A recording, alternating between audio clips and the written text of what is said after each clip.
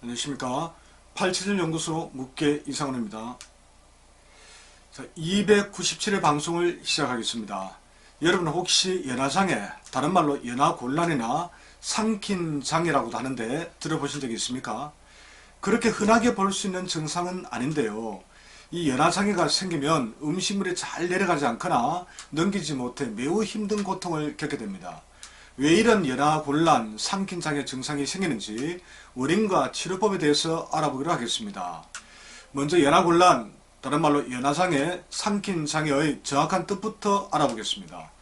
보통 음식을 삼키거나 물을 마실 때 정상적인 상태라면 아무런 감각이나 저항 없이 입에서부터 위장까지 쉽게 통과합니다. 그런데 음식이 지나가는 감각이 느껴지거나 음식이 식도 내에서 내려가다가 지체되거나 중간에 걸려서 더 내려가지 않을 때 이를 연하장애 또는 삼킨곤란이라고 합니다. 연하장애의 원인을 편의상 1. 현대학, 2. 전통학, 3. 근육학, 4. 장부 및 음양적 관점으로 나누어 한번 알아보겠습니다. 다만 근본 원인은 결국 환자의 습성과 생활 방식이 체질적인 문제와 충돌이 없었는지 살펴봐야 합니다. 먼저 현대의학에서는 삼킨장애, 연하곤란을 선천성 질병, 인후부 질병, 식도 및 위분문부 질병, 신경계통 질병 등에 따른 것으로 규정하고 있습니다. 또는 정신적인 충격이나 찬 음식, 자극성 음식, 급하게 음식을 먹을 때 일과성으로 생길 수 있다고 합니다. 한 가지 한번 예를 들어보겠습니다. 일부 갑상샘 종이나 갑상샘 결절로 인해서 이 삼킨곤란, 연하장애 문제가 발생하는 경우입니다. 결절이나 덩어리가 식도나 기도를 압박해서 생기는데 연하 조직 주변에서 서서히 커짐에 따라 연하곤란 문제가 발생할 수 있습니다.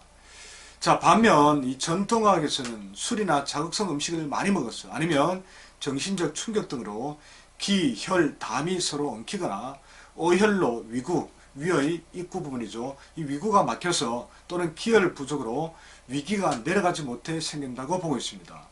자, 세 번째, 이번에는 근육학적 접근입니다. 모든 조직은 근육에 의해 활성화됩니다. 그런데 음식물을 삼켜 이 식도로 넘어가게 하는 작용은 머리를 숙이고 유지하는 핵심 역할을 하는 이 안목에 있는 흉쇄유절근과 큰 관련이 있습니다. 근데 이 흉쇄유절근을 압박하는 높은 베개를 사용하면 이렇게 되겠죠. 이렇게 베개를 베면 앞쪽을 압박할 수 있습니다. 자, 이 높은 베개를 사용하면 아무래도 이 삼킴을 담당하는 조직이 피로해져서 문제가 발생할 수 있습니다. 연하장애와 비슷한 증상에 매혹기라는 게 있습니다. 삼킬 수도 뱉을 수도 없는 증상입니다. 이 역시 근육의 문제로만 국한한다면 이 흉쇄유절근의 기능 이상 때문입니다. 그래서 너무 높은 베개를 사용하면 흉쇄유절근의 피로가 급격히 증가하니 이 점을 좀 유의하셔야 합니다. 네 번째, 앞쪽 목 부위에 가장 큰 영향을 끼치는 장부는 위장경락입니다. 이 위장이 앞쪽으로 쭉 내려갑니다. 그래서 목에 나타나는 문제는 1차적으로 위장 문제를 가장 먼저 살펴야 합니다. 더 정확히 말하면 위실증 또는 위열증입니다. 음식의 부적절한 섭취나 스트레스 등으로 위장의 음액이 손상되면 화기가 치솟게 됩니다. 이로 인해 삼킨 근육 주변 조직이 일시적으로 손상되거나 붓게 되면 연하곤란, 연하장애, 삼킨곤란 증상이 발생할 수 있습니다. 매운 음식도 역시 음액을 손상시킬 수 있겠죠.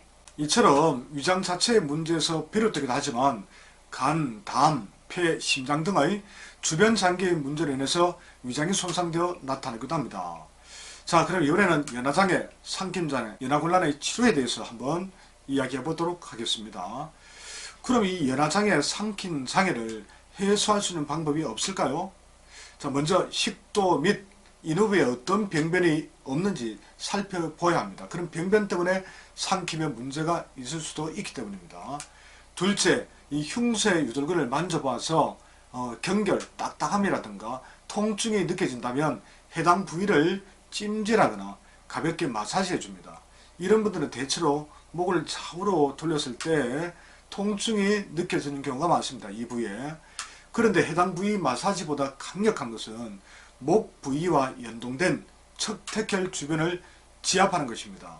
만약 이 왼쪽 목 부위에 이상 증상이 확인되었다면 이 이 왼쪽 척택혈을 찾으시면 됩니다. 척택혈은 대충 이 정도 있죠. 예. 자, 이 혈자리 찾았다면 이 곡절입니다. 곡절을 향해서 조금씩 이동하면서 가볍게 꾹꾹 엄지 같은 거로 꾹꾹 눌러서 풀어줍니다.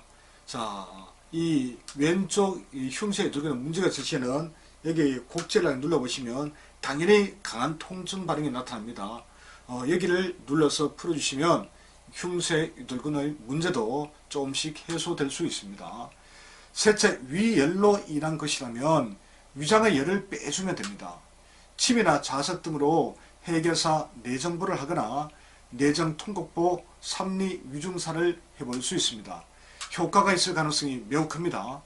그리고 이 부위는 이 기관지와 연결되므로 폐와 관련된 혈자리인 척택보 어지사도 같이 자극해 보기 바랍니다. 넷째, 수의침 상응요법으로 이 가운데 손가락입니다. 이 가운데 손가락 첫째 마디와 둘째 마디 사이를 이 두 번째 이 중간이죠.